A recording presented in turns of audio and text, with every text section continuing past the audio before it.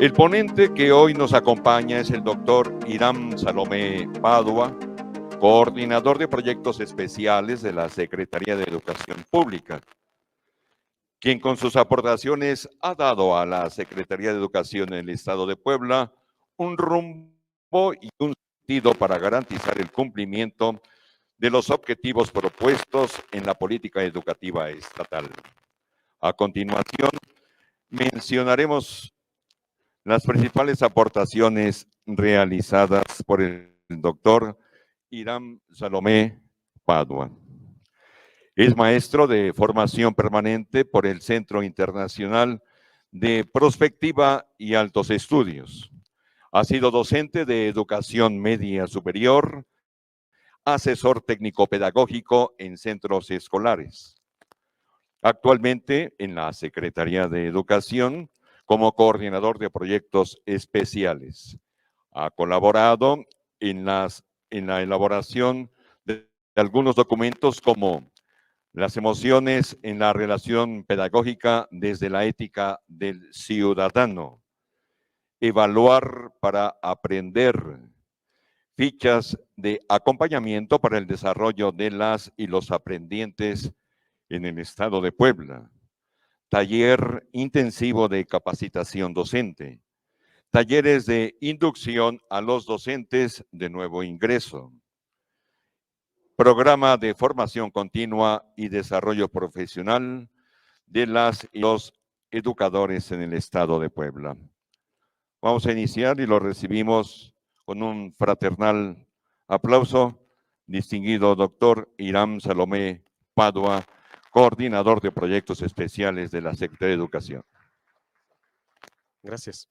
Agradecer profundamente al maestro Ramiro, a la doctora Coral, a cada uno de ustedes por la oportunidad que me brindan de poder dialogar con ustedes.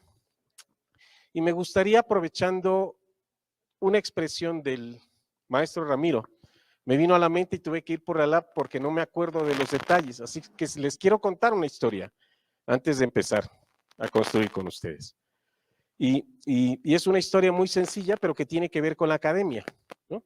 Pues ahí tienen que un día los discípulos de Platón en la academia, luchando con la definición de ser humano, llegaron finalmente a esta joya.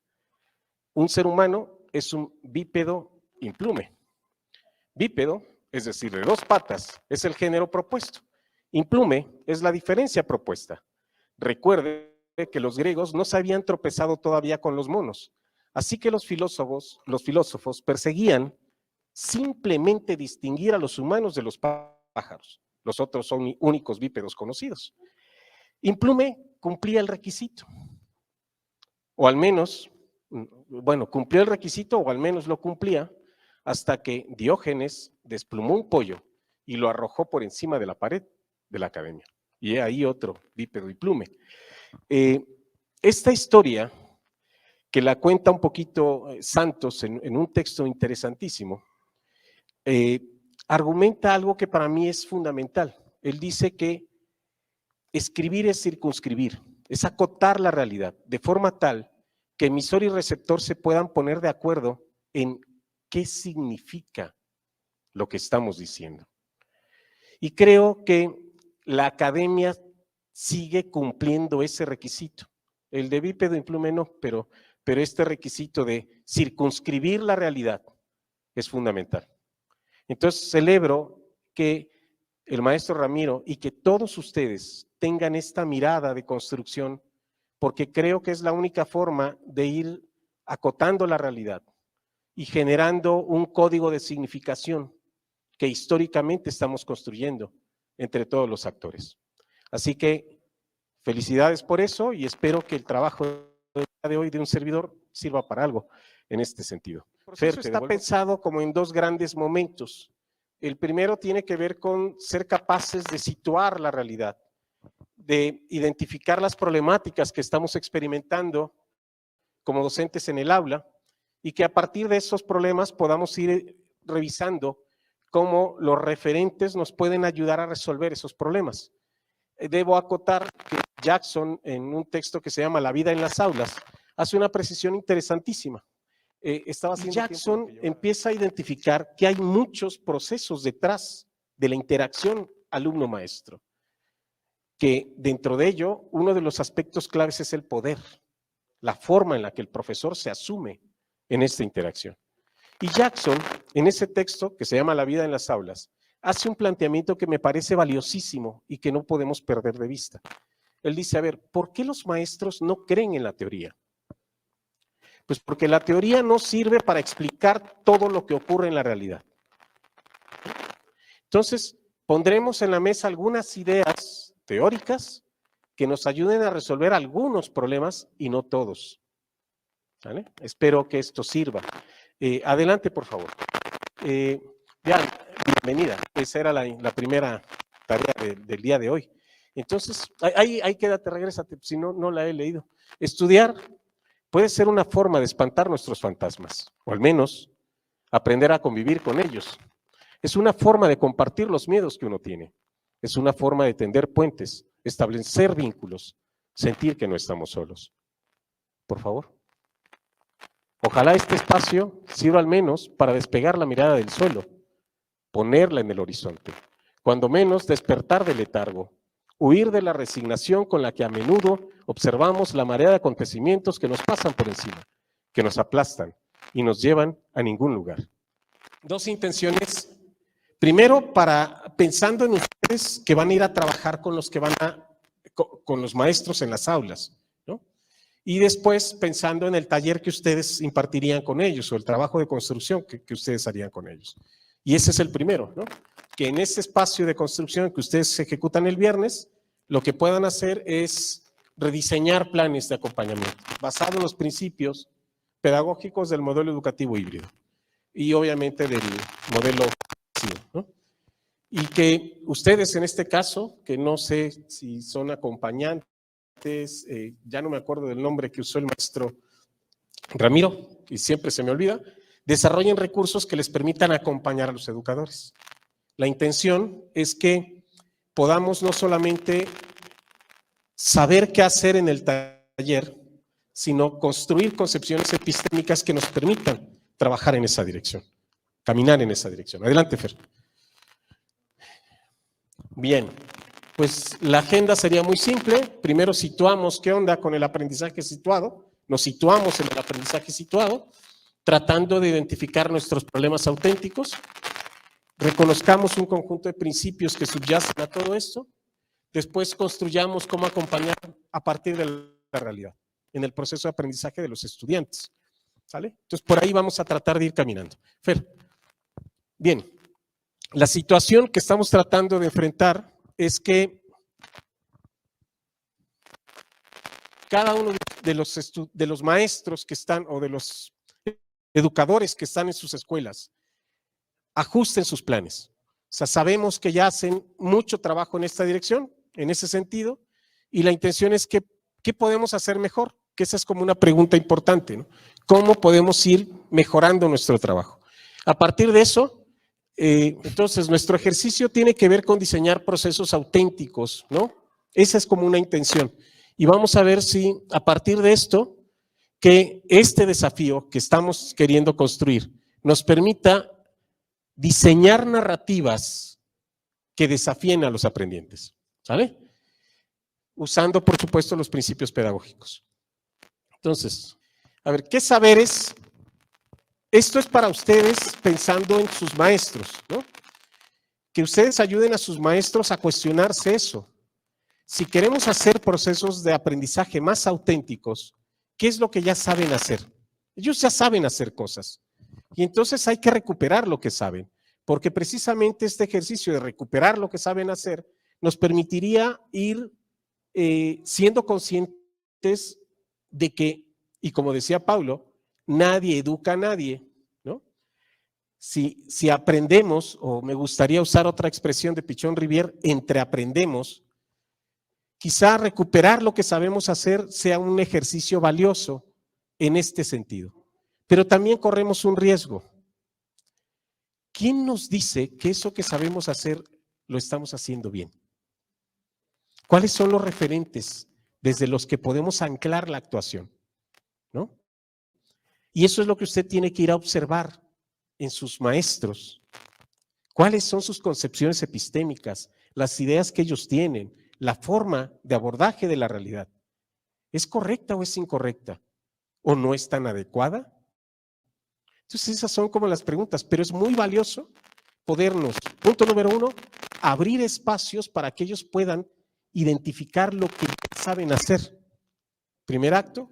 Y segundo, que a ti te permita ir revisando,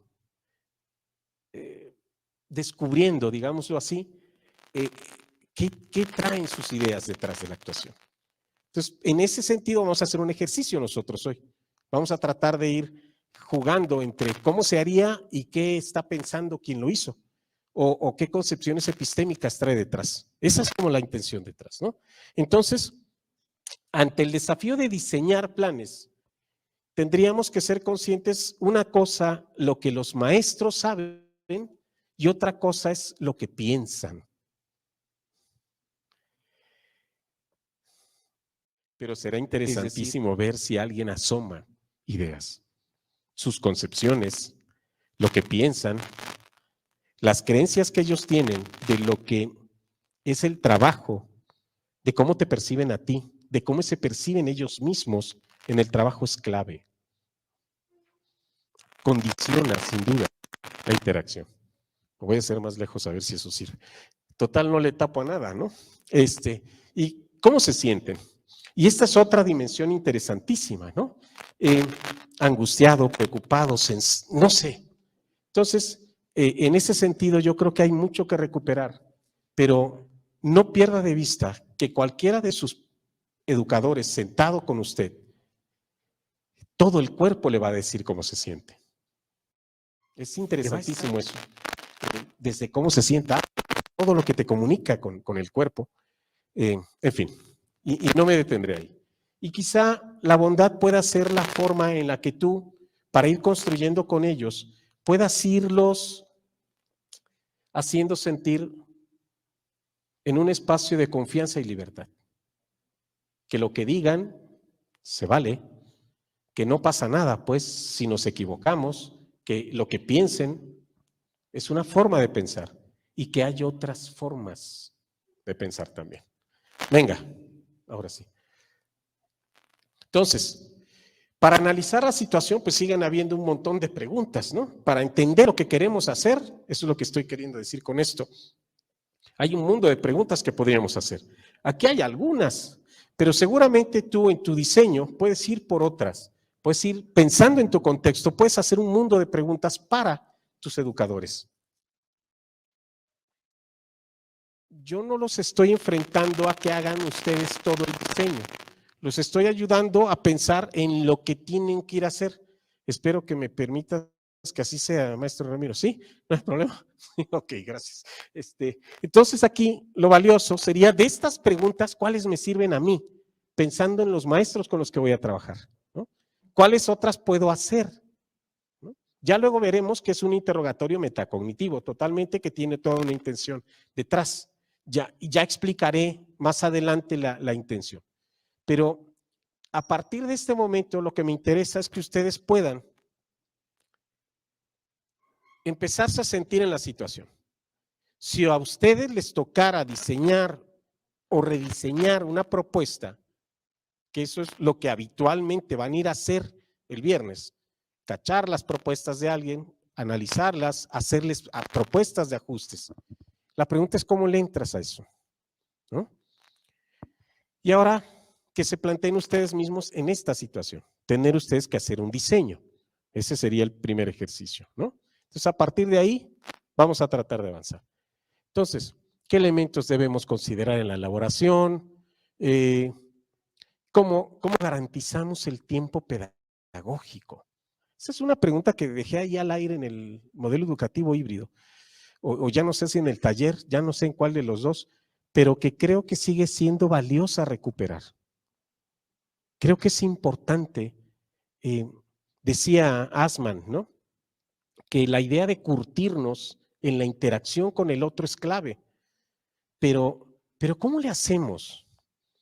Derrida decía que somos una huella humana y que Yo lo que soy, lo soy gracias al encuentro que tengo con el otro. Entonces, esta grama humana que tengo del contacto con el otro es como lo que me hace ser lo que soy.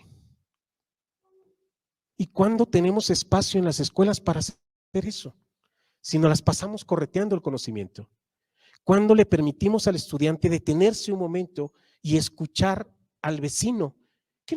No nos ocurre siempre que los estudiantes se la pasan queriendo hablar con el de al lado? Bueno, a ustedes también les va a pasar, ¿no? Ahorita seguramente así nos podremos poner, pero tiene que ver con esta necesidad de encontrarme con alguien más.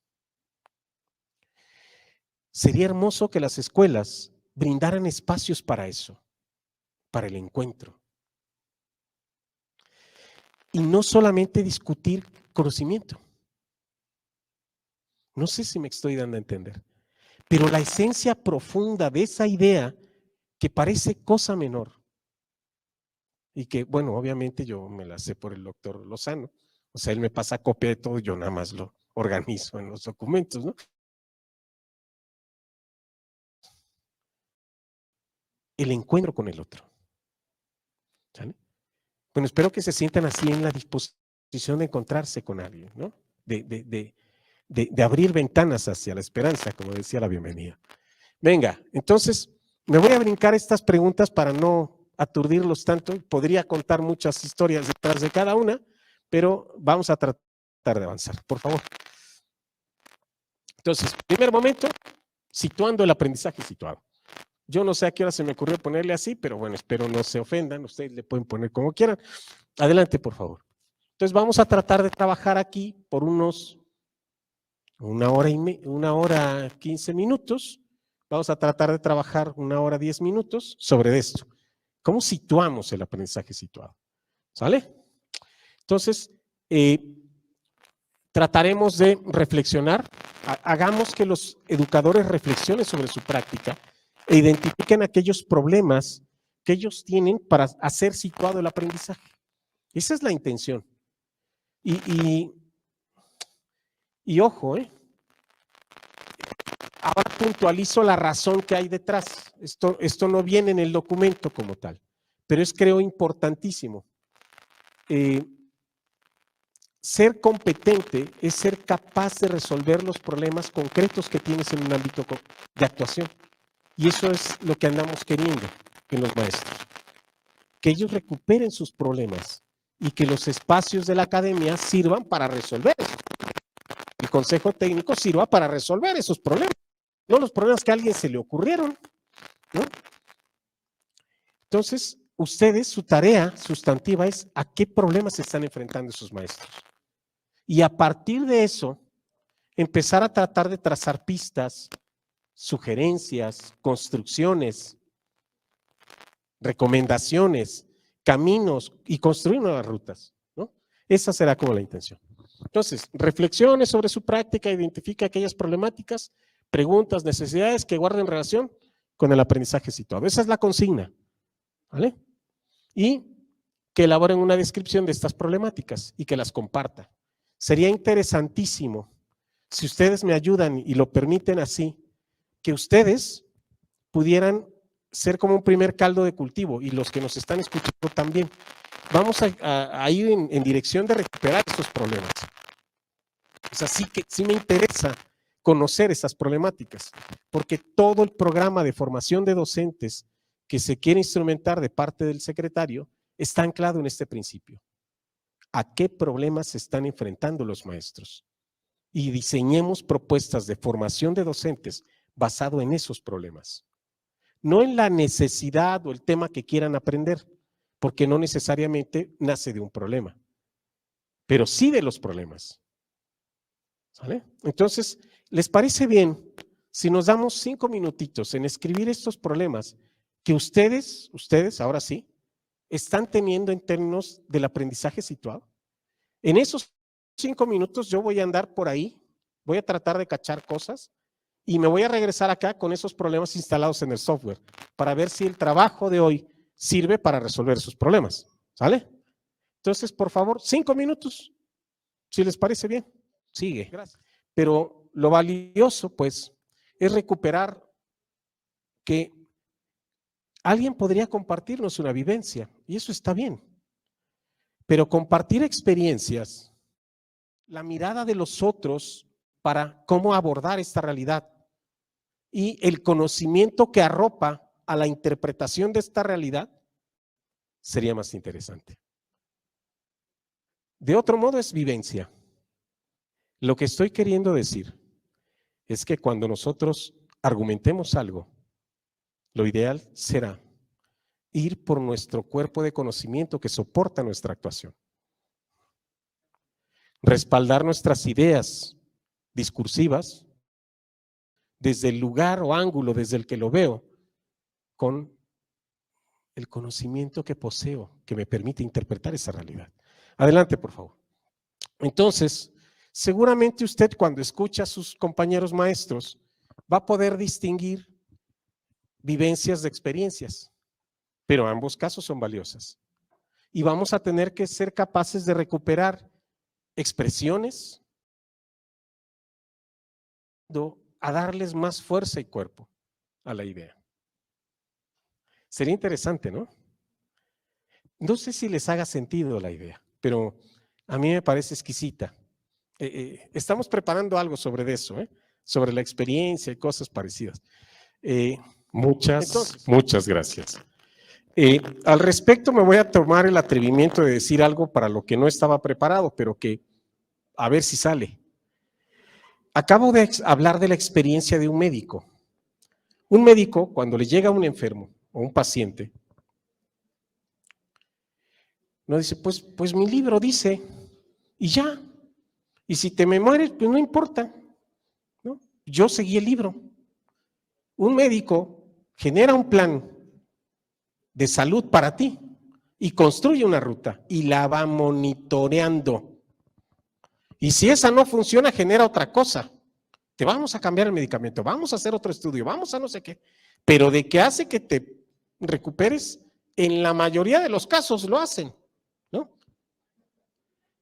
Es decir, no porque no quieran, sino porque a veces las enfermedades también son más complejas de lo que uno podría haber sospechado.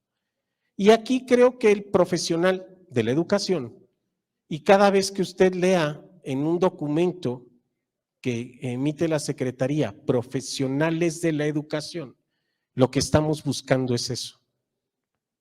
Que no sean personas que repiten el libro, que agarran el programa y lo copian, sino que como profesionales son capaces de recrear el currículum, adaptarlo a las características y el contexto, reinterpretarlo, adecuarlo para que responda a las características de sus aprendientes. Entonces, la palabra eso significa, en realidad, cuando está escrita en algún documento que emite el secretario de Educación, ¿no? Ese es el rumbo. Entonces, me voy a quedar con ese problema, ¿sale? Voy a usar herbario de plantas medicinales. En el bloque 1, aprendiste la importancia de la biodiversidad de nuestro país. Durante miles de años se domesticaron las plantas. Bueno, no sé si se domesticaron las, bueno, no le voy a seguir. Se domesticaron las plantas, importantes para la alimentación y el cuidado de la salud, la construcción de casas o la vestimenta. Con esta actividad elaborarás un herbario de plantas medicinales y pondrás en acción habilidades como la observación, la descripción y la clasificación. Ahí está la tarea, ¿no? ¿Qué es un herbario? Y ya después te dicen qué es. Siguiente diapositiva. O sea, ahí sí, eso no se los leo. Procedimiento. Y ya te dice, ojo, te dice lo que tienes que hacer. Lo voy a repetir otra vez, con menos énfasis para no verme tan hinche, ¿no? Te dice lo que tienes que hacer. ¿No se les hace un poco extraño que te digan, tienes que hacer un herbario? Punto número 1. Y tienes que hacer estos pasos. Punto número 2. Suena raro, ¿no? Siguiente, por favor. Y no les voy a leer los procedimientos ahorita, ¿sale? ¿Y cuál es el aporte o lo que anda buscando, ¿no? Dice, comparta su herbario con compañeros de otros grupos y con otros miembros. ¿Y para qué? Si él los va a hacer, el del otro grupo también lo va a hacer, ¿no? Y bueno, con miembros de la comunidad, pues, chance suena interesante, ¿no? Para ello elabore carteles o folletos que la información pueda, para que la información pueda consultarse. Y bueno, ya empieza a tener elementos interesantes, ¿sale? Y la evaluación dice, en grupo reflexión en torno a lo siguiente. ¿Qué relación tienen las plantas medicinales con la riqueza biológica de tu identidad? ¿Qué pasaría si se vieran afectado el ambiente en el que viven las plantas? ¿Qué más les gustaría saber acerca de las plantas? Siguiente diapositiva. Entonces ya me voy a poner crítico, ¿sale? Hagamos un ejercicio interesante de esto. ¿Por qué no es situado? Yo estoy diciendo que no es situado. Ustedes podrían decir, no, Irán, estás pensando mal, sí está situado, ¿no? Entonces podríamos empezar a jugar un poco con las ideas. Veamos si es cierto o no, ¿sale? ¿Cómo concibe? Solamente para repetir. No creo que la persona así desea aprender. Esté anclada a un proceso que lo motive, que le interese, que lo involucre, que lo interpele, que lo sacuda, que lo mueva a algo, ¿no? Piensa que los aprendientes pueden aprender y construir o solo debe atender instrucciones del diseño. O sea, en el diseño parecería que la idea es hágale así y que siguiendo mis instrucciones usted va a aprender. Veremos más adelante, no sé cuántas diapositivas más adelante, que este abordaje, ¿sí?, solamente me va a permitir responder a un tipo de forma de actuar. Lo veremos así, muchas diapositivas más adelante, ¿no?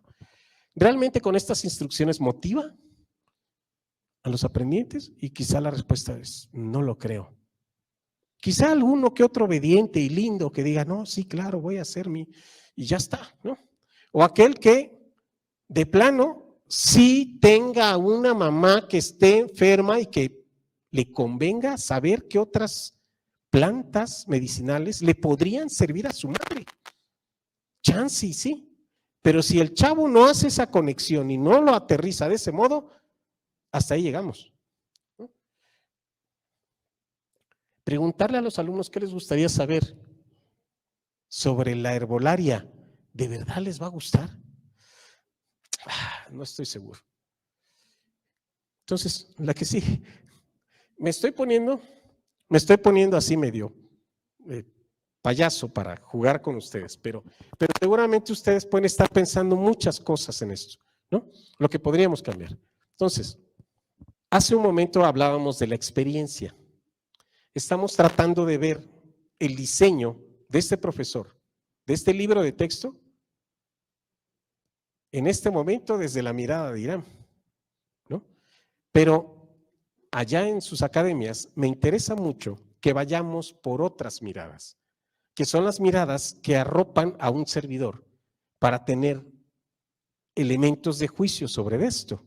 Para lo que yo les digo, pues he leído algunos autores desde hace varios años ya que tienen unas miradas muy interesantes respecto al aprendizaje situado. La recomendación no es que usted llegue a exponerles. La petición sería que abra espacios para que ellos puedan revisar a los autores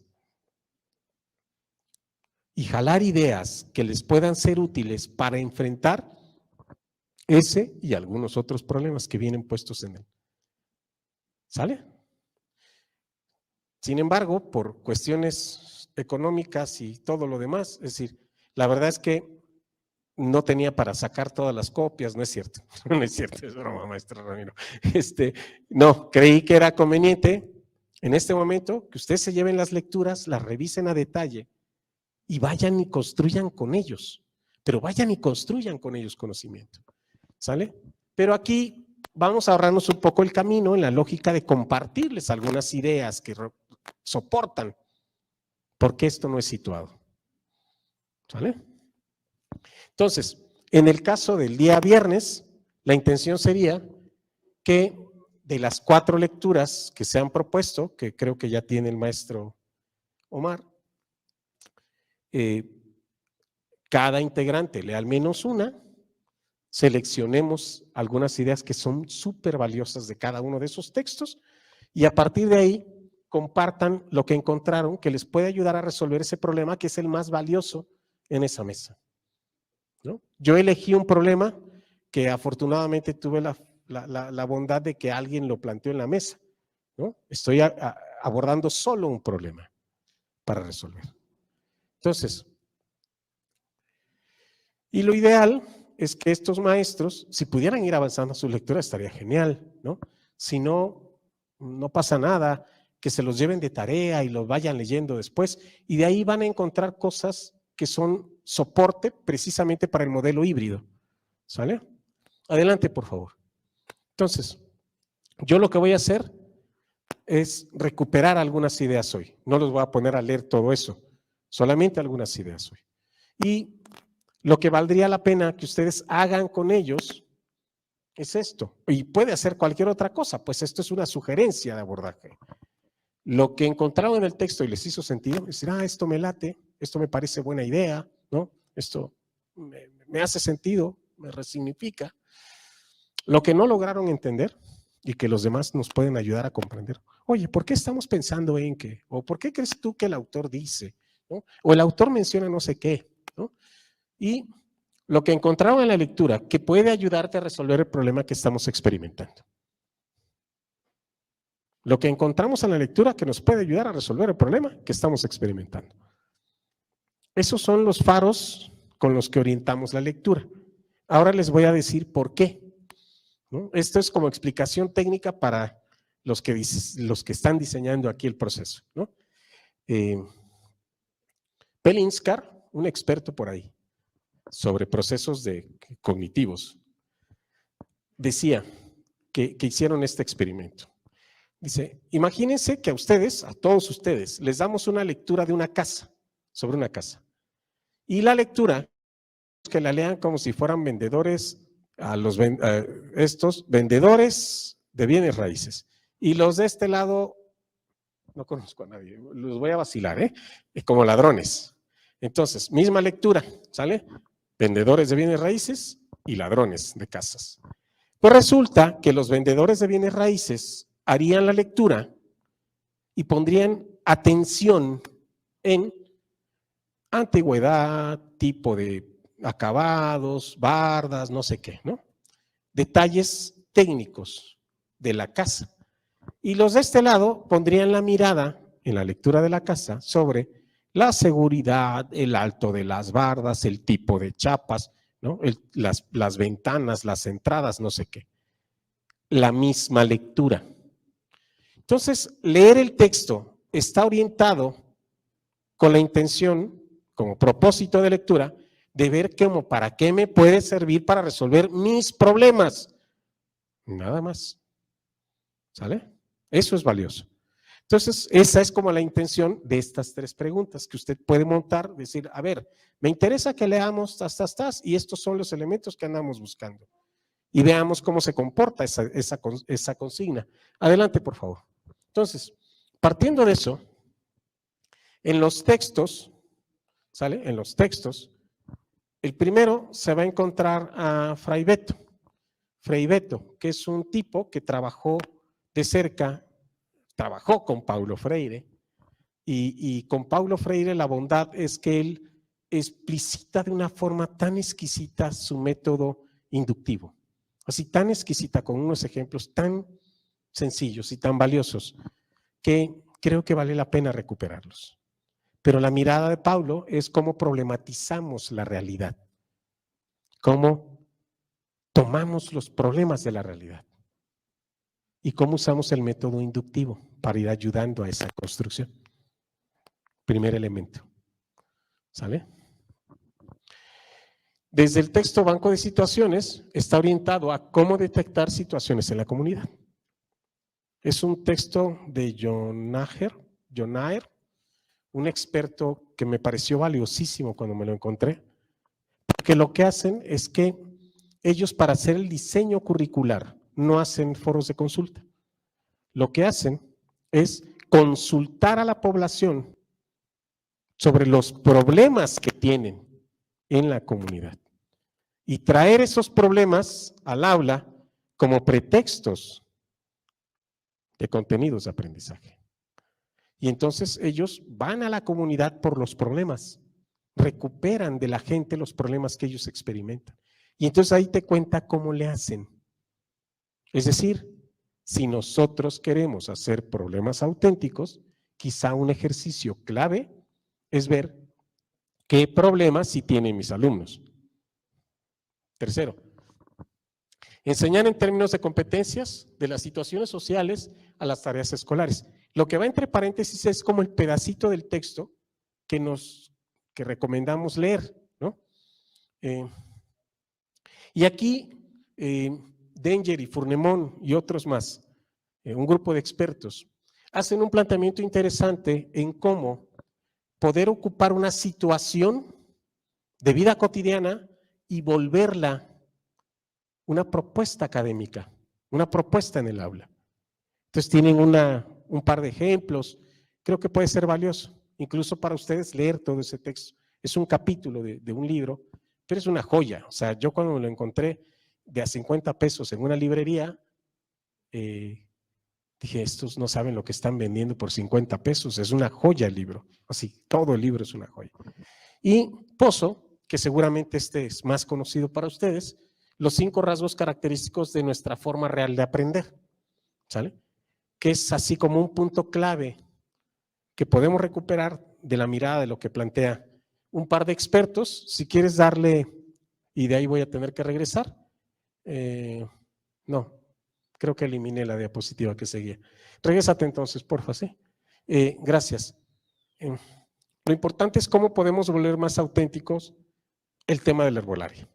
Eso andamos buscando, ¿sale? Eso andamos buscando. Como ejemplo, yo voy a abonar para allá. A lo mejor usted que es experto en otra área o en otro tema, yo no soy experto en ninguna, por cierto, usted dice, voy a usar tal tema, ¿no? Porque creo que lo puedo construir más fácil, en fin, ¿no?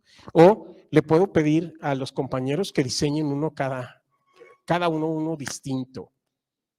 En fin, como usted se organice, ¿sale? Entonces, mi intención es cómo volver más auténtico el tema de la arbolaria.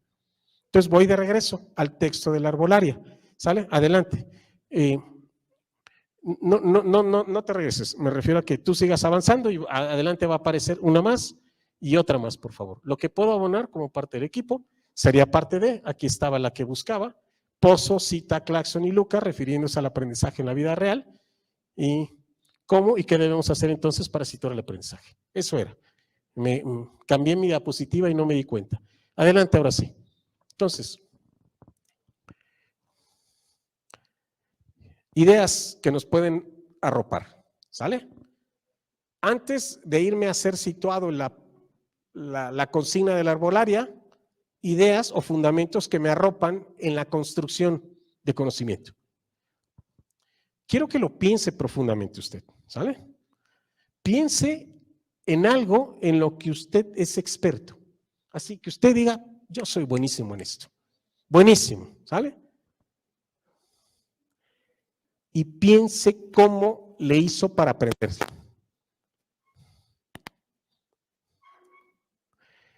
Piense en algo en lo que usted es experto y cómo le hizo para aprender. Esa es la consigna, ¿sale? Entonces vayamos para allá tratando de pensar, ¿no?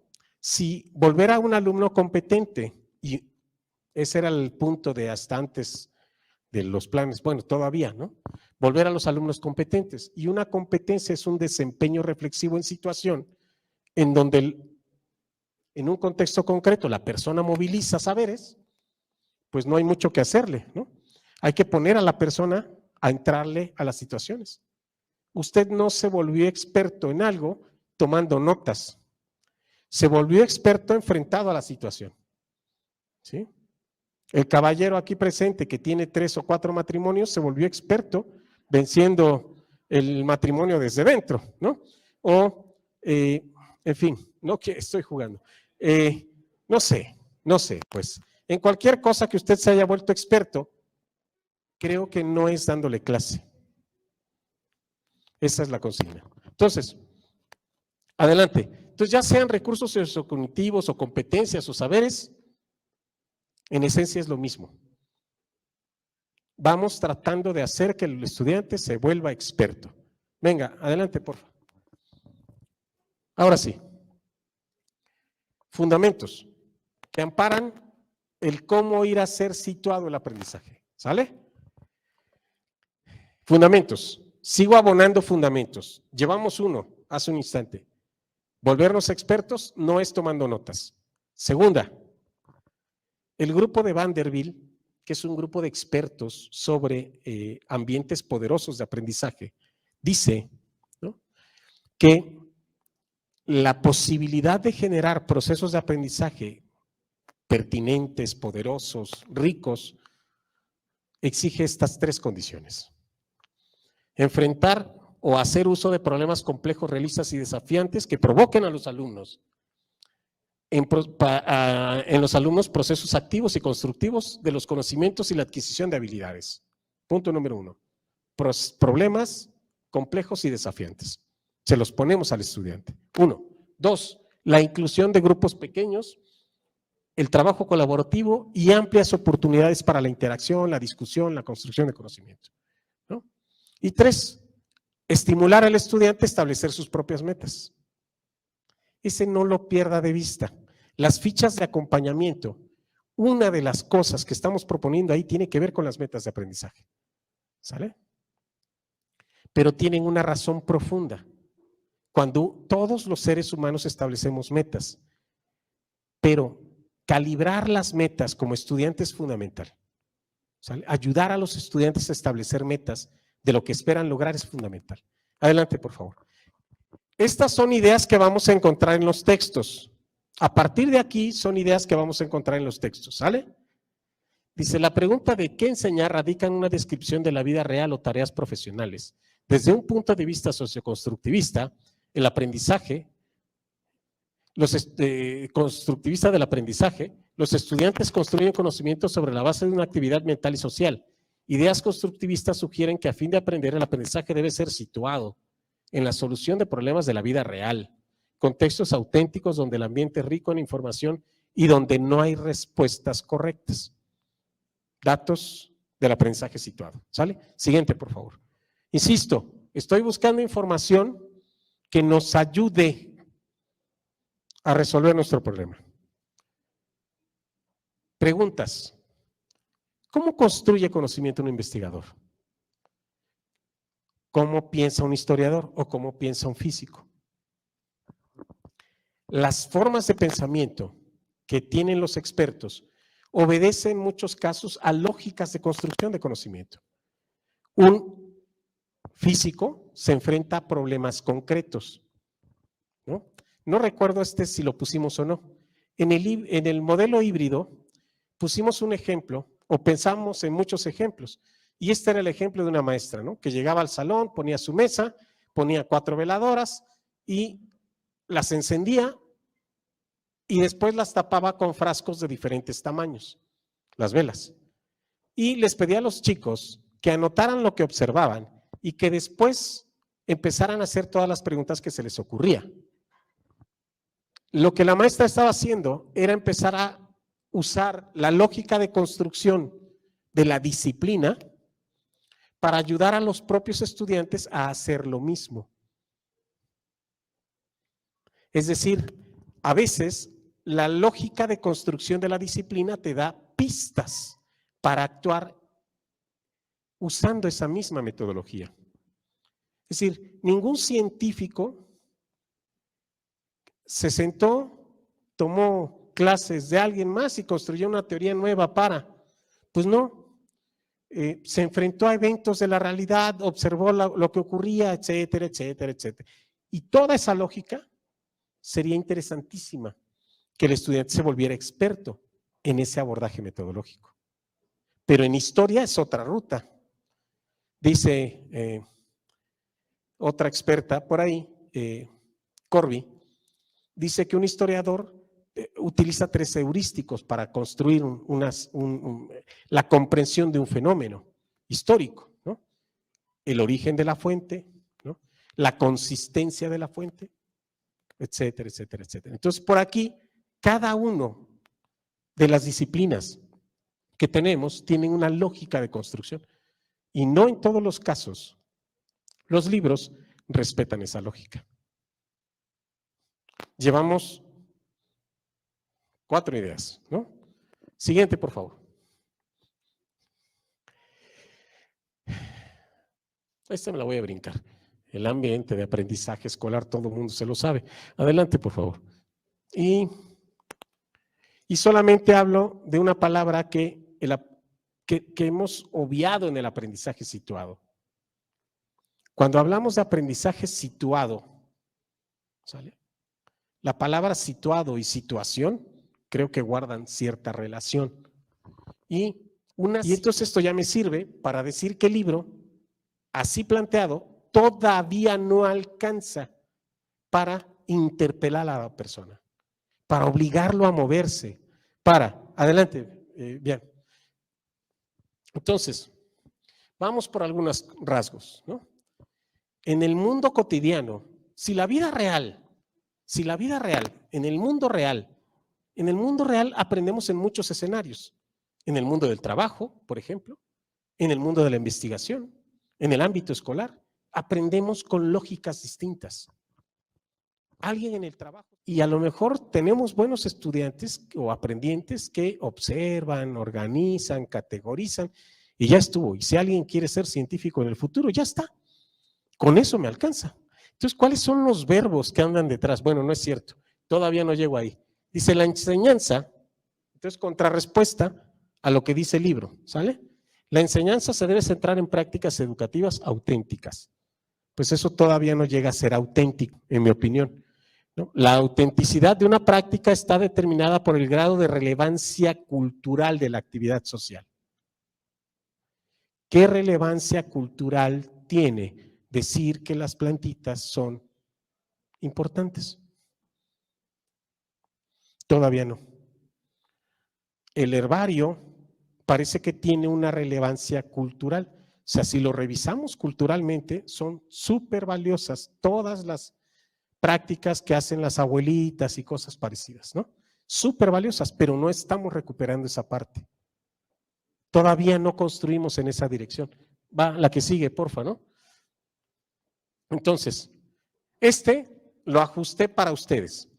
En el modelo híbrido vienen otros ejemplos, ¿no? Tomados de Graciela Loureiro y otros expertos. Pero ahí está, inauténtico. Analizar o responder a preguntas sobre la herbolaria. ¿Qué es la herbolaria? ¿En qué consiste? ¿Cuándo comenzó? En fin.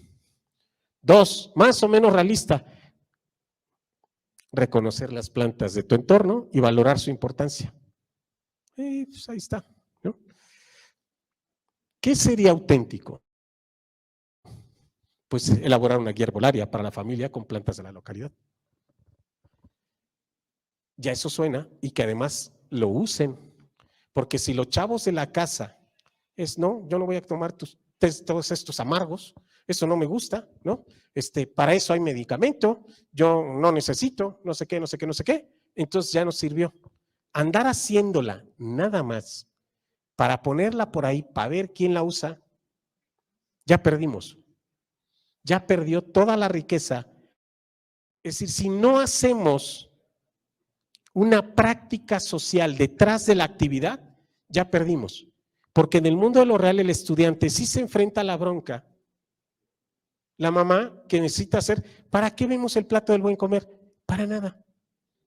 La neta. O sea, si el plato del buen comer no lo usamos para que la gente realmente cocine y se alimente, y vea, a ver, punto número 1, ¿con cuánto recurso cuentas para la semana o la quincena de alimentación? Punto número 2, ¿cómo va a ser balanceada? Punto número 3, ¿qué si te vas a comer? Punto número 4, ¿cómo lo comes? Punto número 5, entonces el plato que sí vas a agarrar. Punto número 6, ¿cómo monitoreas si lo que te estás comiendo sirve o no sirve? Punto número 7, ¿ya me cachó? Es decir, así no sirve. Ver y dibujar el plato del buen comer, no sé para qué. No sé para qué, pero eso es, creo que podría haber puesto aquí ese. Ayer andaba pensando en ejemplos y la verdad, aquí habría estado re bien. dibujar el plato del buen comer, inauténtico, ¿no? Más o menos auténtico, hacer un guiso con el plato del buen comer y hacer que los niños se lo coman en la escuela. Esa sí la han hecho, esa sí me la sé. Totalmente auténtico, ¿cómo sería? Es decir, ¿qué elementos de la comunidad, de la práctica social, podemos recuperar que nos son claves en esta construcción? Eso es lo que usted necesita ir a ayudar a los maestros a revisar. Vale, ya me cansé de estar aquí de perico hablando. Vamos a pensar juntos ahora. ¿Quieres poner la que sigue? A ver si ya trae una actividad para ellos. Me voy a brincar explicaciones para los matemáticos, que siempre los quiero mucho. Adelante, otra más, también estos para los matemáticos, sobre prácticas anidadas y aula extendida y cosas así, que son otras formas de ver el aprendizaje situado. Adelante. Y ahí me quedo. Entonces, veamos algo, ¿no? Revisen los procesos cognitivos que le está pidiendo al estudiante. Reconocer las plantas, valorar su importancia, poner en práctica la observación, la descripción y la clasificación. Nada más. Entonces,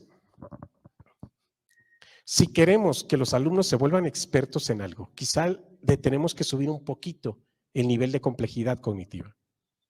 Diseñar una herbolaria, una guía herbolaria que sea utilizada por tu casa y que además me demuestres que la están ocupando, ¿no? Tus familiares, para los problemas de salud que ellos experimentan. ¿Sí voy? Ahí diseñar una guía herbolaria y además aplicarla y monitorear su uso nos permitiría realmente generar procesos más complejos en los estudiantes o en los aprendientes. Entonces, punto número 1, vaya a revisar los propósitos de sus libros o de sus planes de sus educadores y ayúdelos a ver o a identificar, a darse cuenta y a rediseñar que los verbos que están ahí propuestos no nos alcanzan para que no son prácticas auténticas. Esa ya podría ser una conclusión. No, para mí, Irán, no son prácticas auténticas. Y entonces la pregunta que sigue es ¿cómo las hago auténticas? ¿No? Hagamos un ejercicio.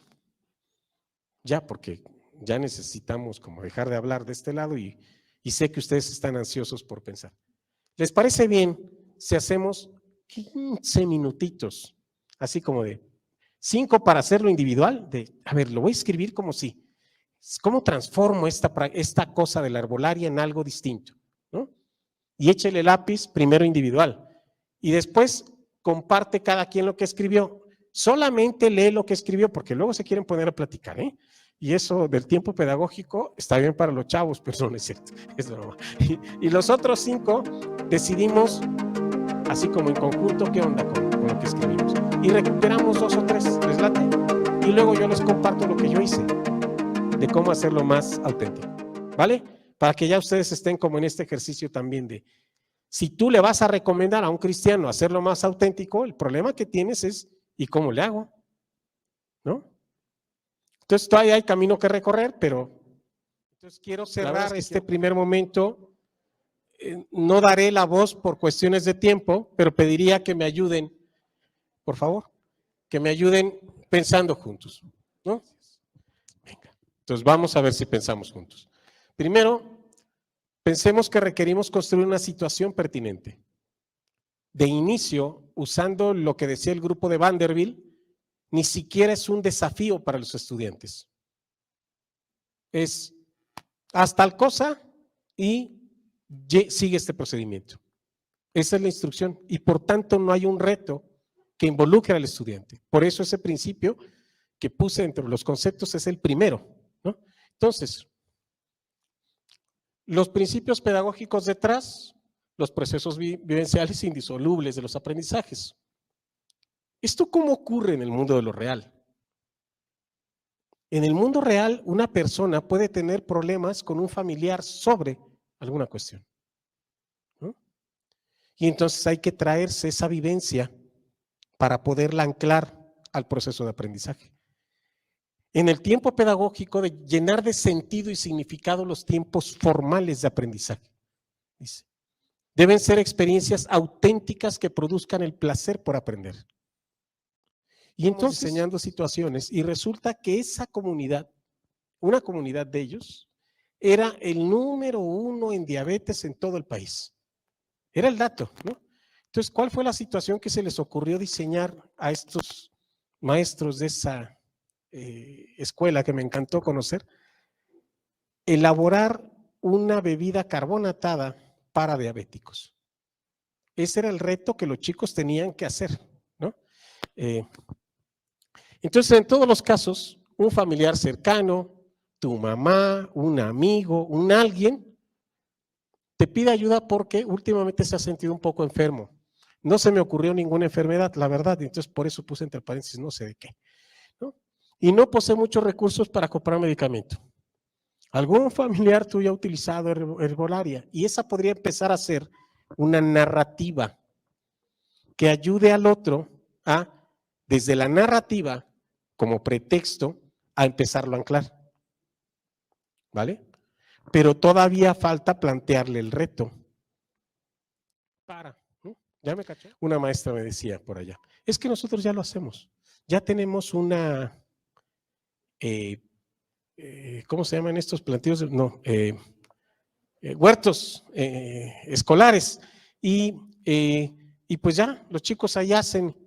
Y digo, pero es algo que alguien más hizo.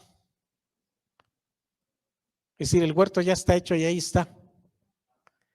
Dejó de cobrar sentido y significado, a menos que la transmisión de la responsabilidad del huerto, que el uso del huerto, que el cuidado del huerto, que la renovación de las plantas, que la ampliación de las guías, que lo escalemos. Pero si ya lo hacemos, ya no necesitamos más, todavía estoy angustiado. ¿Ya me cachó? Deja de tener sentido y significado.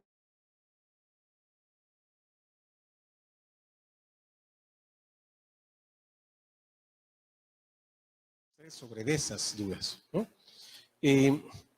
Voy a cerrar 2 o 3 ideas del primer momento de trabajo. Les cuento o les comparto algo que aprendí hace algunos meses.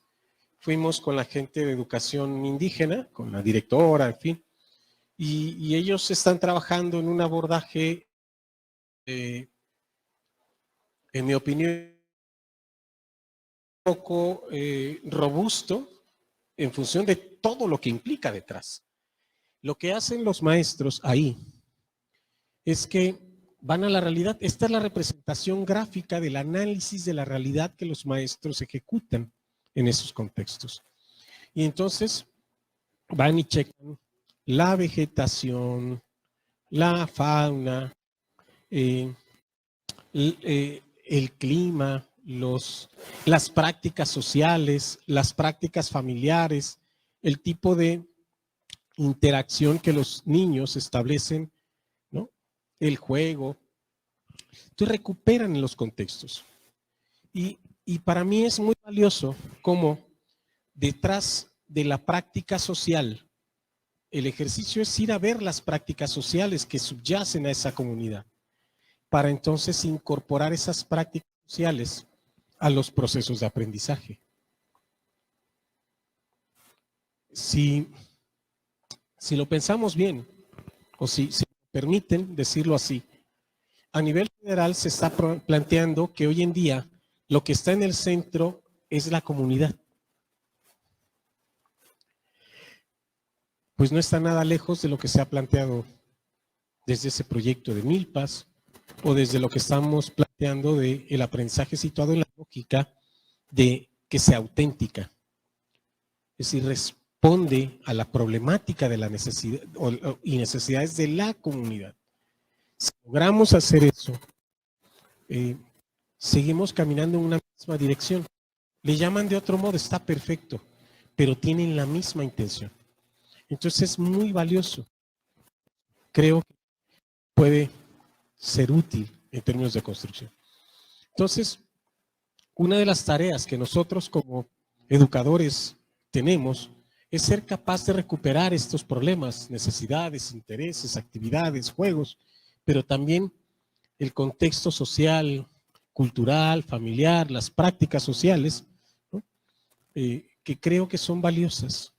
Que el chico aprenda a contar con el panadero, ¿no? Calculando el pan, en fin.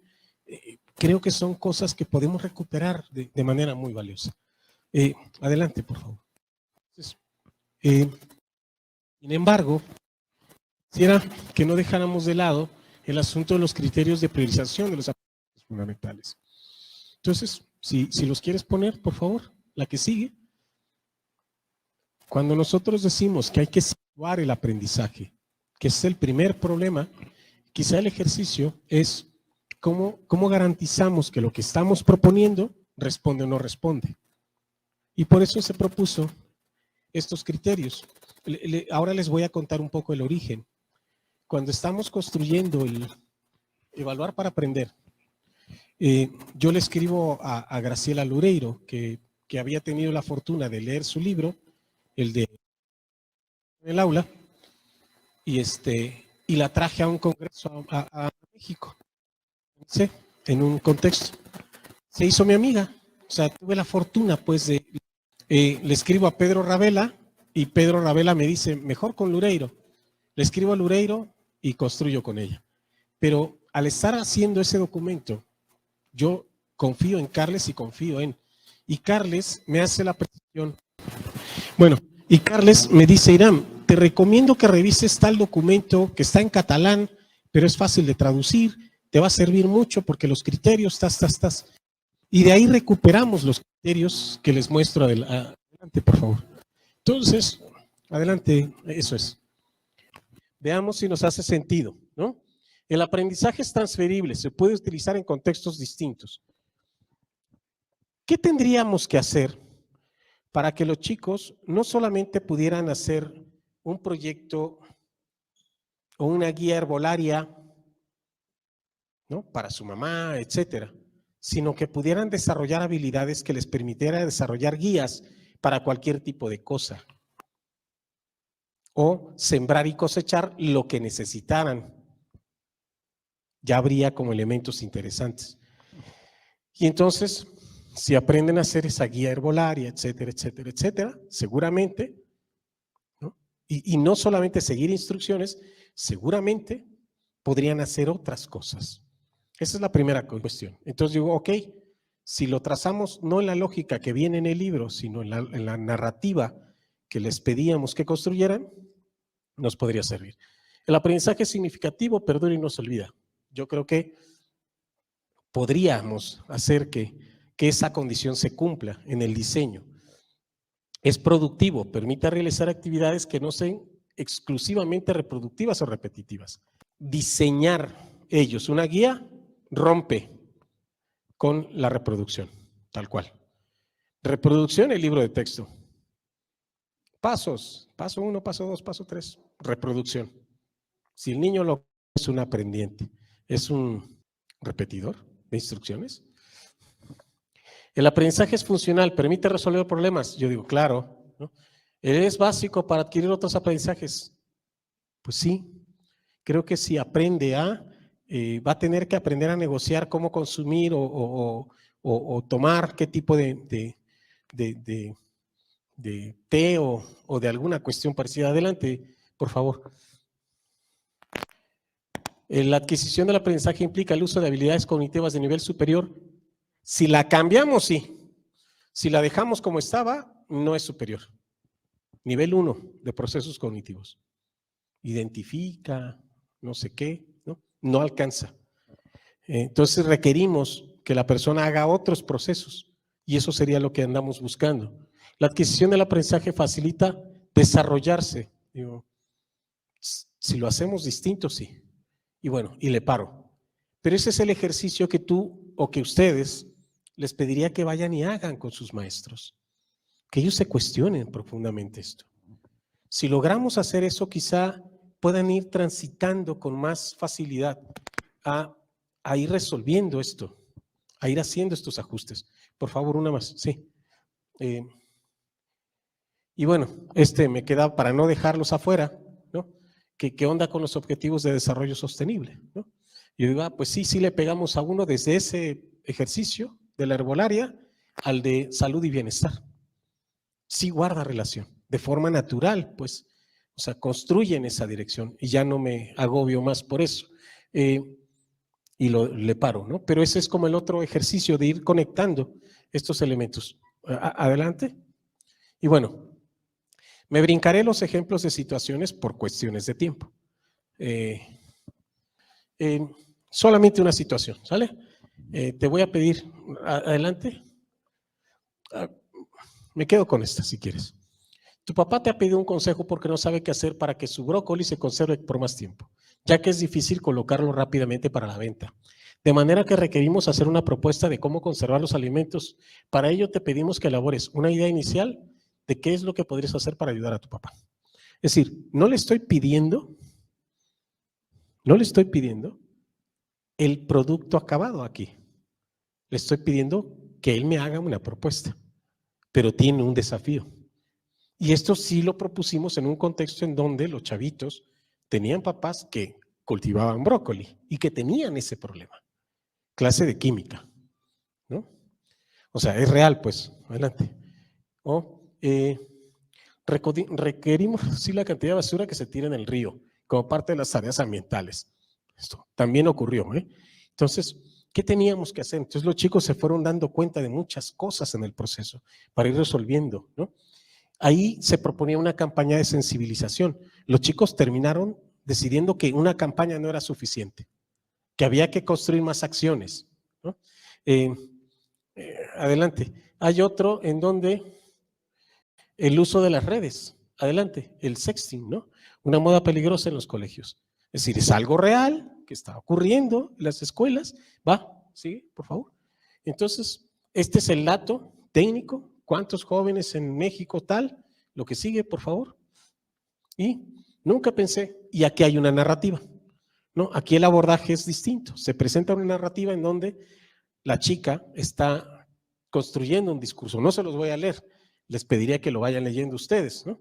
Pero aquí lo importante es que me pidió que le enviara una foto, también me quedé sin saber qué hacer, ya que aunque siento quererlo, Entonces, la mete en una situación que es muy positivo y negativo de las redes sociales.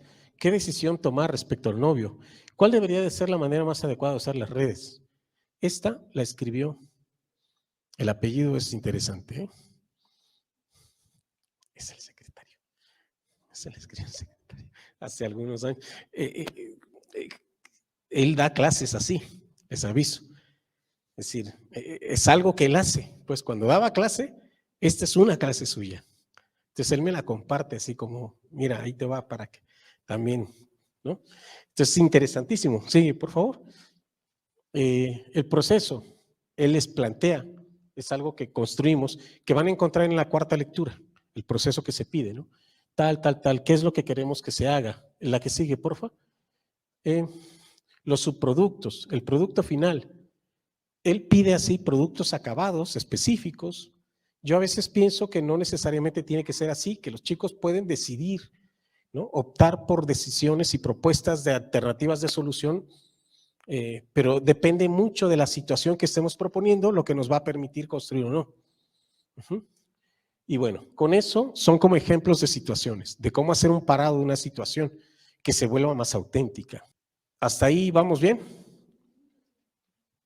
Ok, gracias. Siguiente, por favor. Entonces, bueno, ¿cómo se iba a evaluar la situación? En fin, una más, por favor. Y pues era como el momento, este es el momento.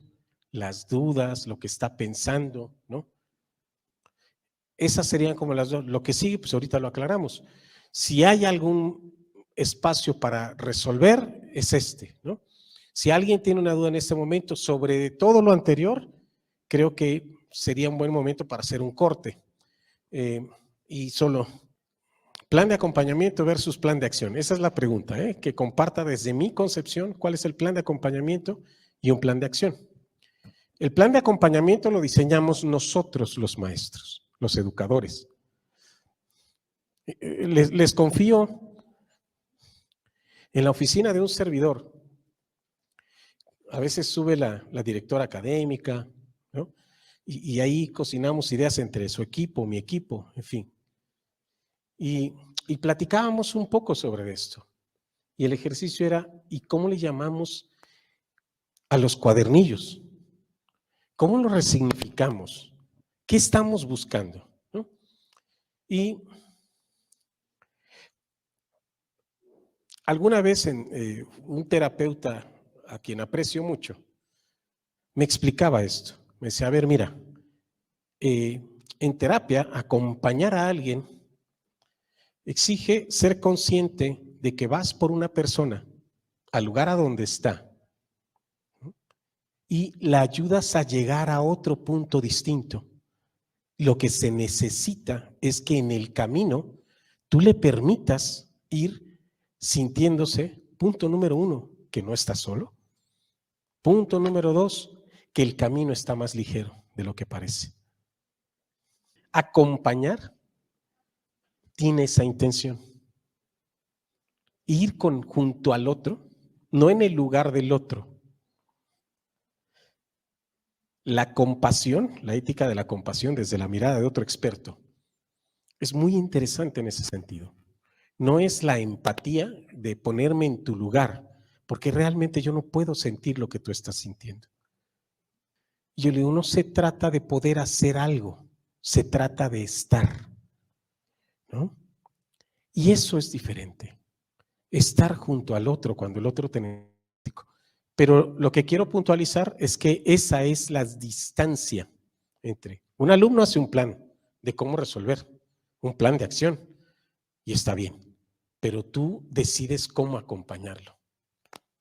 Va más allá de darle una instrucción. Y le paro. Venga, la siguiente. Vayamos recuperando sobre teorías implícitas.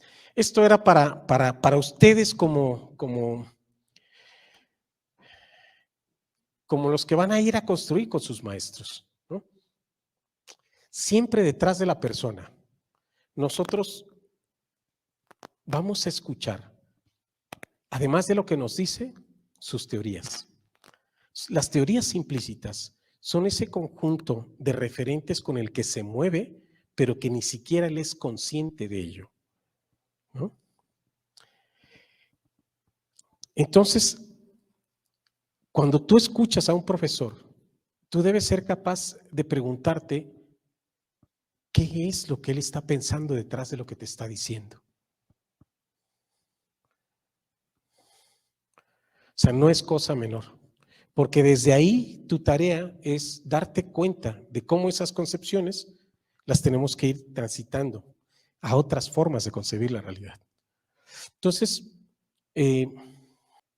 creo que es perfecto recurso tenemos para darnos cuenta cuando un profesor es constructivista, socioconstructivista, cognitivo, sociocognitivo o conductista. Es que hay que darle a los alumnos, somos socioconstructivista, bien, pero a la hora de la hora pone, dice, determina, establece, y uno, si no brinda espacios para construir, para dialogar, para discutir, no. Entonces, hay un texto que le compartí a Omar, que le pediría que les haga llegar, con la intención de que ustedes puedan profundizar un poquito en cómo las teorías implícitas a veces son un factor que condiciona el cambio. Y eso es algo en lo que tenemos que trabajar todos los que hacemos formación docente o todos los que acompañamos a un docente. Y le paro, ¿sale? Va. Momento 2, vayamos por qué hacemos con esto. Pero lo que veamos espero que nos sirva, ¿vale? El procedimiento. Ahora voy por el procedimiento. Vamos a desmenuzar este procedimiento un poco, ¿sale? en el procedimiento, aquí te dice, en equipos, pregunte a sus familiares qué plantas, ¿no? Haga una lista, coloque una palomita de aquellas que ya conocía.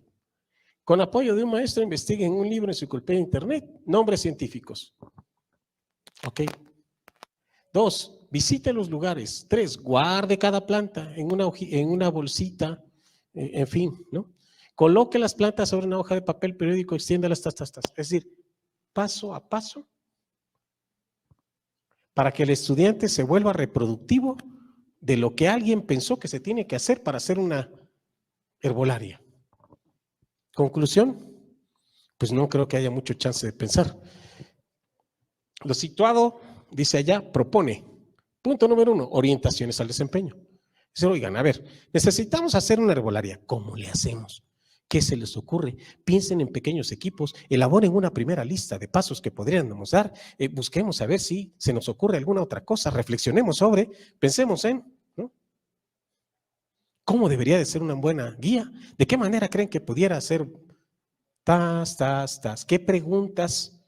Y es más, yo podría comenzar pidiéndole a los chicos, después de la situación, díganme cómo se les ocurre que resolvemos esto, ¿sale? Y pónganse a pensar ustedes, o sea, ustedes estudiantes, aprendientes, construyan ideas. Y les voy a contar algo que Fer, que es otra de mi super equipo, ¿sí? Era maestra también Fer. ¿Qué hacía Fer? ¿No? Como maestra, fue mi alumna además, ¿no? Entonces Fer agarraba, decía que ponía a los chicos a leer una página y sale, vamos a hacer todas las preguntas que se les ocurran. Y después escribamos todas nuestras preguntas que se nos ocurren y después vamos a ponerlas en el pizarrón, vamos a clasificarlas, vamos a poner todas las preguntas que se nos ocurrieron. Vamos chicos, hagan más preguntas, otras preguntas que se les puedan ocurrir sobre el texto. Y empezaban a clasificar y entonces los chicos empezaban a darse cuenta que había preguntas que coincidían, que habían hecho las mismas preguntas o que parecidas y entonces cabían en una categoría de preguntas. Y así, ¿no? Entonces el pizarrón lleno de preguntas. ¿Qué estaba buscando Fer en esos estudiantes? Enseñarles a preguntarle al texto, ¿no? En una sesión. Y aquí ocurre más o menos lo mismo. O sea, le podemos decir, a ver, elaboremos un plan y después cada quien, y lo vamos a ir poniendo de pasos que creemos que, si no tenemos plataforma para hacer esas cosas, está bien, no importa. Lo importante sería que pudiéramos recuperar ideas, ¿no? Y compartirlas. Alguien me decía allá al fondo, ¿y qué hacemos cuando? Porque un supervisor me está preguntando que qué hacemos cuando con el COVID y todos estos que nos condicionan la interacción. Digo, pues sí, tiene toda la razón. Pues usemos las paredes del bendito salón, ¿no? Y que cada estudiante escriba sus ideas claves y las pegue en su bloque y los demás se acerquen y las lean y les puedan hacer con un post-it, con un pedacito de papel de reciclado, otra idea. Y que la pegue con un chicle ahí, o sea, como sea, pues, pero lo importante es poder construir discursos desde la oralidad que nos permitan recuperar lo que el otro está pensando. Y entonces construcción a través del adulto y otros compañeros, negociación mutua de significados. A ver, tú le estás pensando así, yo creo que de este modo. ¿Por qué crees tú que? ¿No? ¿Cómo podríamos hacerle para? ¿Sí? Creo que es fundamental. La construcción conjunta de los saberes y las estrategias que promueven un aprendizaje cooperativo, colaborativo. Pero eso es teoría, pues en el terreno de la acción tú tendrías que, ¿cómo resignifico ese proceso? O sea, si no hacemos eso, no estamos ayudando a los alumnos a pensar. Adelante, por favor. Entonces, yo ahí sí creo que tenemos que resignificar las estrategias, reorientarlas. Había otra, ¿verdad? Sí. La idea es que ustedes hicieran un ejemplo de esto, que ustedes así se pusieran ahorita todo lo que se nos ocurre que podríamos hacer para que la herbolaria como procedimiento y cómo escalamos esto, ¿no? Entonces creo que son muchas las estrategias que podemos usar para ir potenciando un proceso de aprendizaje de este tipo. No me detendré aquí esta vez porque el día no nos alcanza. Adelante, por favor. Vale. 3 maestros. ¿Vale? 3 maestros. Vamos a ver qué hicieron estos profes. Misma clase, la herbolaria, ¿no? El primero, hagan un herbolario. Primero les voy a enseñar cómo haría yo uno. Y ese hace su herbolario, no lo modela, solamente les dice cómo lo haría él. No es modelaje. Ojo. El segundo, vamos a hacer un herbolario. Primero anotaremos todos los elementos que debe incluir, es decir, este recupera los conocimientos previos, ¿no? Porque pues todos los expertos han dicho que el conocimiento previo. El tercero, ¿no? A ver, para realizar el herbolario deben analizar cuáles son las variables que hay que tener en cuenta. Saquemos una lista de factores o de aspectos que debemos contemplar. Además, agarró varios ejemplos de herbolaria o de guías para otra cosa y se las puso en la mesa. Y a cada equipo le dio una distinta y les pidió que analizaran y que identificaran qué de eso que venía ahí les servía para. Y cómo a otros aspectos que consideraron que no servían deberíamos de cuidar a la hora del diseño de la herbolaria, de la guía para la herbolaria, ¿no? Siguiente, por favor. Eso era la instrucción. Es decir, ya el plan de acción en acción es esto, ¿no? El maestro dice, ay, no olviden que cada elemento de la herbolaria o cada planta debe estar elaborada de forma correcta, el nombre científico y no sé qué, como venía en el procedimiento de origen. El segundo es, nuestro proyecto de herbolaria debe ser claro, fácil, de fácil utilización, analicen la pertinencia de cada acción o de cada plantita que vamos a usar, ¿no? Y el otro, reflexionen acerca de cuál es la mejor forma de hacer este trabajo y por qué. ¿Vale? 3 instrucciones distintas. Bueno, ni siquiera misma intención. Vale, la que sigue. Y entonces, ay, claro, me brinqué la última porque es como la última diapositiva de este proceso. Creo que por cuestiones de tiempo te voy a pedir que le adelantes un poquito. Entonces, ¿cómo termina este ejercicio? Que era lo que les decía desde hace rato. En una diapositiva muy lejana voy a hablar de cómo terminan estos procesos de aprendizaje. Pues los primeros terminan aquí, ¿no?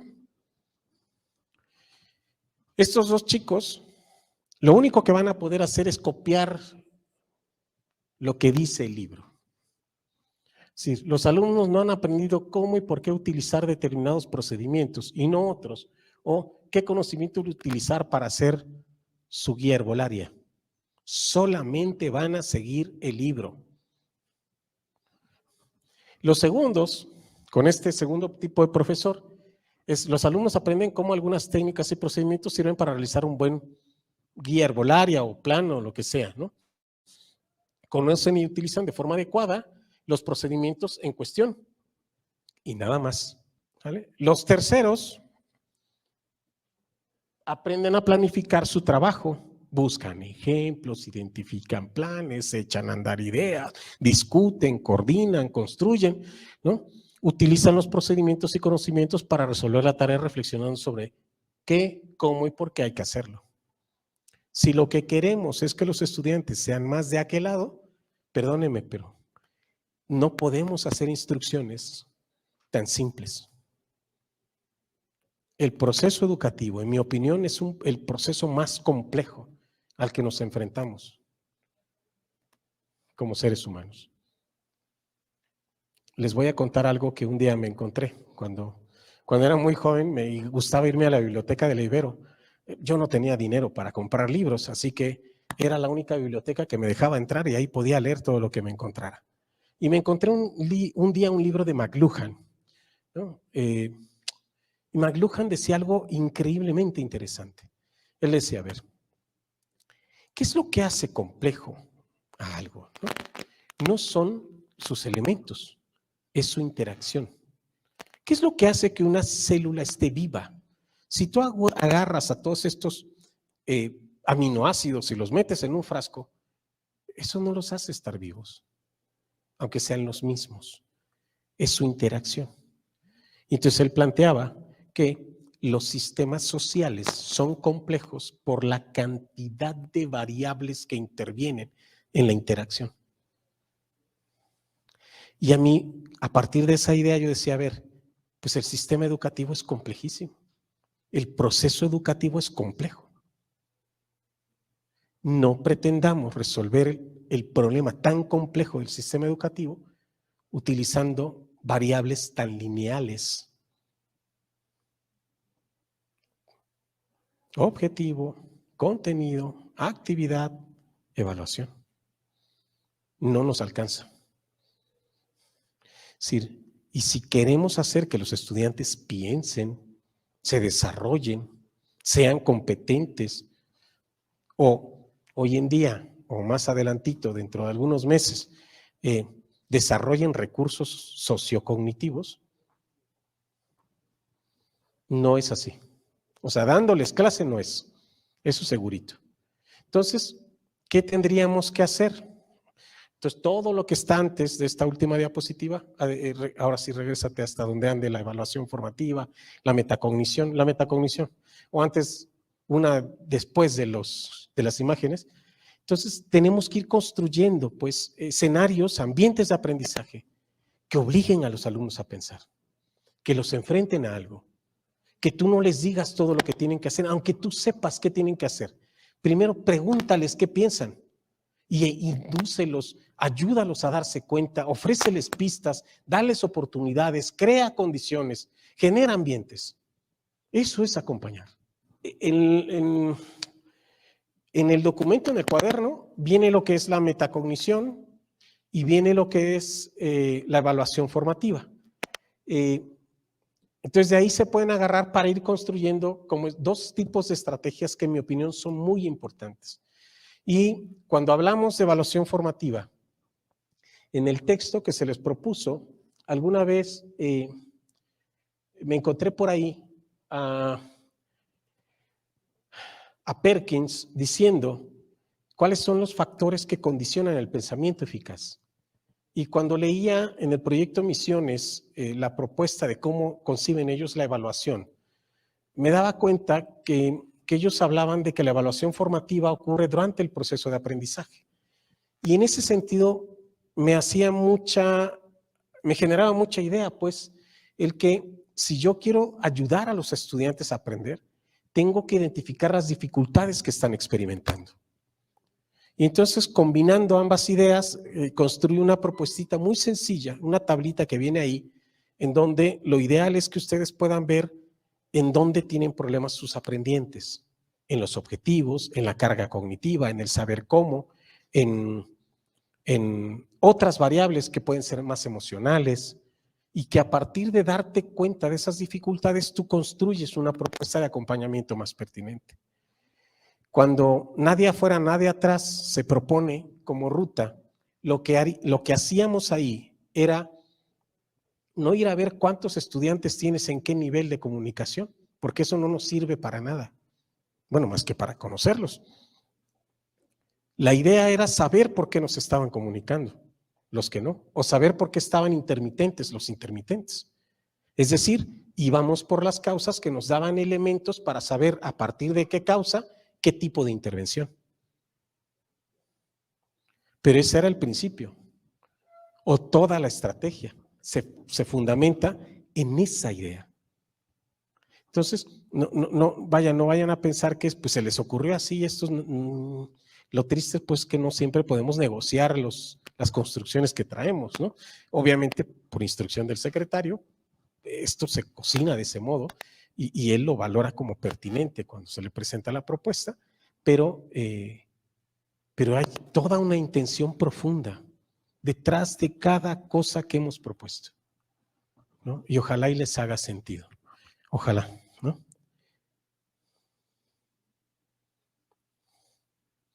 Vale, a ver. Esta pregunta me encanta. Dice, ¿en qué momento vamos a transformar la forma en que se abordan los proyectos, temas o secuencias de los libros en proyectos auténticos para cada uno de los aprendizajes de todas las asignaturas? ¿Cuál sería la sugerencia? A ver, primero que ya no te esperes, ¿sale? Condiciones de contexto. Nadie les dice que no. O sea, en buen plan, nadie les dice que no. O sea, no hay condiciones en contra.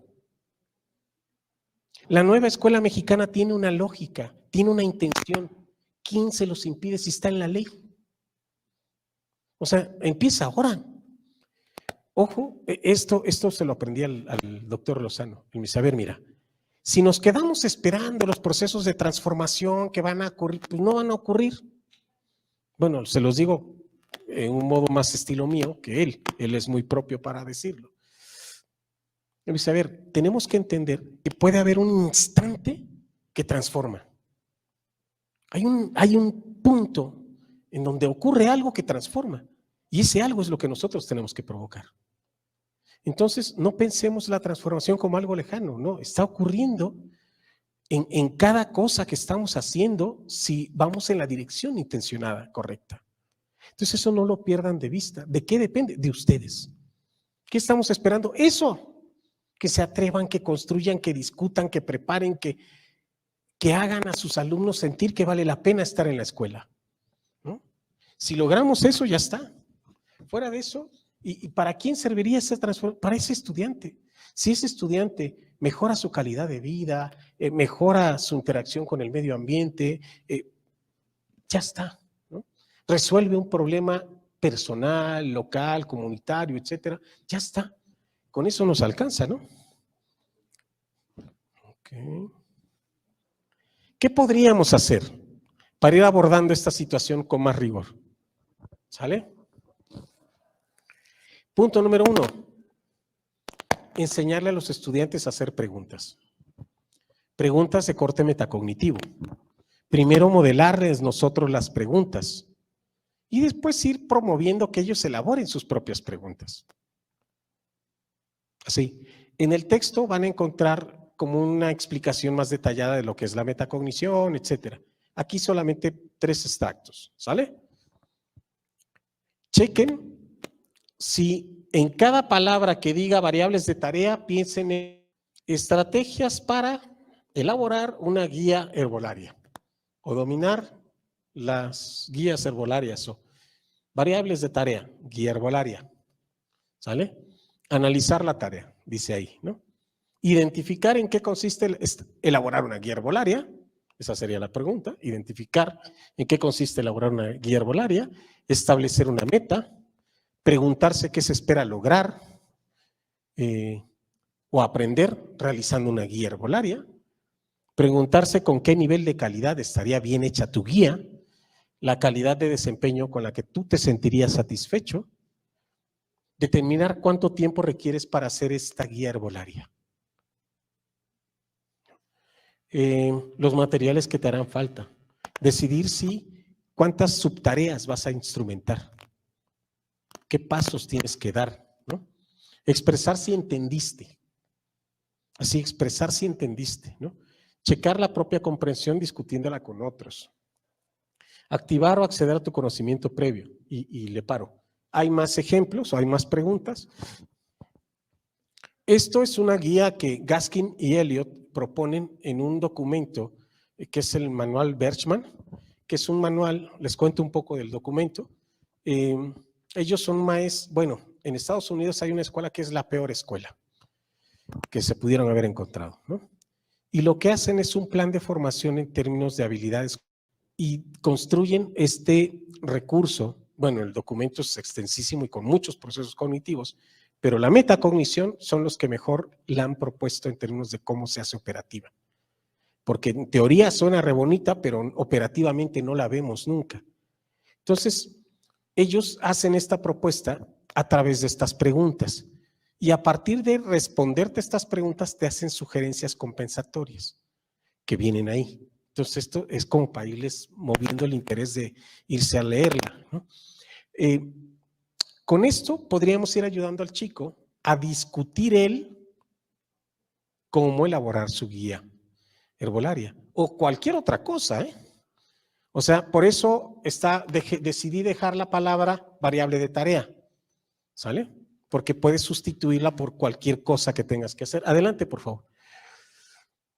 Analizar las variables personales tales como tus creencias, actitudes, motivación, características para el éxito, actividades, etcétera. Buscar creencias sobre el valor de la actividad. Evaluar factores claves de éxito, por ejemplo, estoy motivado, ¿no? Tengo una buena actitud, me siento entusiasmado, tengo curiosidad, en fin. Les cuento que un servidor así funciona, ¿eh? Y creo que a ustedes les pasa lo mismo. Entonces, a ver, me voy a parar a tal hora o me voy a dormir tal día o voy a hacerle así, ¿no? Cuando yo no me siento motivado para hacer un trabajo, por ejemplo, busco otras estrategias Cuando no sé cómo escribir una idea, por ejemplo, ¿qué estrategia utilizo? Voy por mis amigos y les digo, oigan, tengo que escribir sobre tal cosa, ayúdenme a pensar cómo, ¿qué me recomiendan hacer? Y entonces recupero estrategias diversas para resolver el problema, o cuando no soy experto en un tema, ¿no?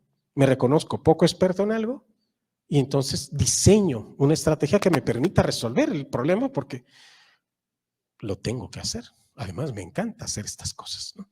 Entonces, pero creo que las variables personales habitualmente no las tomamos en cuenta. ¿Y cómo tenemos que ir ayudando al estudiante a darse cuenta de cómo su persona está involucrado en el proceso? Entonces, este es un ejemplo. Puede haber muchas más preguntas, por supuesto. ¿Sale? La que sigue, por favor. Variables de estrategia. Y entonces, el plan de acción sería una variable de estrategia. Así, a ver, sale. Pasos que vas a dar, buscar información, seleccionar no sé qué, ir con mi abuelita, ir con la abuelita de mi novia, ir con no sé quién, o sea, todo lo que pienses que puedes hacer es parte de tu plan de acción. Pero ojo, el plan de acción se elabora consciente de, punto número 1, lo que tengo que hacer, y punto número 2, mis recursos personales. Si yo no soy consciente de que soy poco hábil para escribir, por ejemplo, lo que quiero decir es, si yo no fuera consciente de mi incapacidad, soy pésimo escribiendo, ¿no? Entonces no me apoyo de gente, y no me apoyo de gente que sepa escribir, pues sufro más. Entonces voy por gente muy valiosa en procesos de escritura, o muy valiosa en la forma de la interacción humana, por ejemplo, ¿no? Entonces por ahí, ante una tarea concreta y consciente de mis recursos, diseño una estrategia específica. Eso le da carácter de situado al proceso porque estoy situando a la persona que aprende ante una tarea concreta y sus condiciones. Pero si yo no le ayudo a percibir eso, no va a poder avanzar. Yo creo que ese es uno de los factores claves en la complejidad del aprendizaje. ¿Vale? Análisis. Vale. ¿Qué había pensado? Que me diera el tiempo para elaborar un plan entre todos, seleccionar las mejores ideas para resolverlo, las preguntas que podríamos hacerle a los estudiantes, decidir juntos cuáles pueden ser las actividades que podemos realizar, revisar ejemplos de proyectos de herbolaria, si existe un herbolario en una tienda por ahí, lo que las familias ya hacen en ese sentido de la herbolaria, y las preguntas podrían seguir. Estas fueron las que se me ocurrieron cuando estuve escribiendo esto, porque yo no tengo ni idea de qué es la herbolaria ni nada parecido, o sea, ni idea, pues no soy biólogo, no tengo nada que ver con esto. Entonces, pero para mí era como muy interesante que cada uno de ustedes pudiera pensar y echarle el lápiz de cómo entrarle. Y este es tu plan de acompañamiento. Y cuando tú llegas con los estudiantes, lo ideal no es que ellos se sepan tu plan. Lo ideal es que ellos piensen en hacer uno y hagan uno. Y después tú les orientes a cómo mejorarlo. Eso es distinto. Lo voy a decir con otro ejemplo. Habitualmente los maestros llegamos y nos gusta exponer. Nos paramos frente a los estudiantes y decimos todo lo que sabemos. Y a veces incluso hacemos alarde, ¿no? Como lo hace un servidor, de todo lo que sabe, ¿no? Y eso puede ser muy lindo, pero lo ideal es que los estudiantes llegaran a pensar como tú. Que ellos también llegaran a disertar sus ideas, que ellos llegaran a construir discursos, que ellos convencieran al otro o argumentaran ideas desde su lógica. Para lograr hacer eso no va a ser tomando clase. Tienen que hacer lo que tú hiciste. Ir por varios libros, comparar autores, pensar en ejemplos, diseñar un discurso, estructurar una idea, darle cuerpo. No es tomando clase. Entonces, en mi opinión, si quisiéramos que los estudiantes construyeran conocimiento, pues perdónenme, pero pues los pongo a leer, a comparar autores, a discutir, a hacer preguntas, a pensar, a ¿Cómo funciona el mundo hoy? El libro de texto funciona exactamente al revés que cómo funciona Google, ¿no? Tú tienes que resolver algo y le preguntas a Google y Google te da un mundo de respuestas. Y entonces esta diversidad tú cachas, seleccionas, organizas. ¿Qué hace el libro? Hace lo contrario. Te da una sola forma de resolver las benditas cosas. No funciona así. Entonces, si es chicos, llévense de tarea a elaborar un plan para, sale y pregunten con su abuelita, busquen en internet, traigan ejemplos, busquen no sé qué, y nos vemos para la próxima, ¿no? Y llegan con todo lo que buscaron. Esa tendría que ser una ruta. Entonces, creo que caminar en esta dirección, adelante, exige, pues, ir construyendo ejemplos, ¿no? ¿Cómo elaborar buenas preguntas? Hay una guía. Si usted googlea cómo elaborar preguntas inteligentes, le aparece la mini guía de Richard Paul y Linda Elder sobre preguntas inteligentes o preguntas esenciales. Y aprender a preguntar es clave, ¿no? La mini guía de pensamiento crítico es otra, ¿no? Oraciones significativas originales. Por ejemplo, a mí me encanta que cada vez que terminamos un momento, los estudiantes puedan escribir lo que piensan de forma original. Hacer una oración de no más de 100 palabras, una expresión, un juicio evaluativo, un argumento, algo, pero que sea lo que ellos traen encima en función de lo que construyeron, o buscar ejemplos, analizarlos, discutirlos, o mostrar los avances y compartir las dificultades. Ese es el tiempo que tienen que tener los estudiantes para construir. Son ejemplos, pues. Yo, ¿qué había pensado para este momento? Que todos ustedes fueran construyendo como rutas, actividades, procesos, basados en los recursos que ustedes cuentan.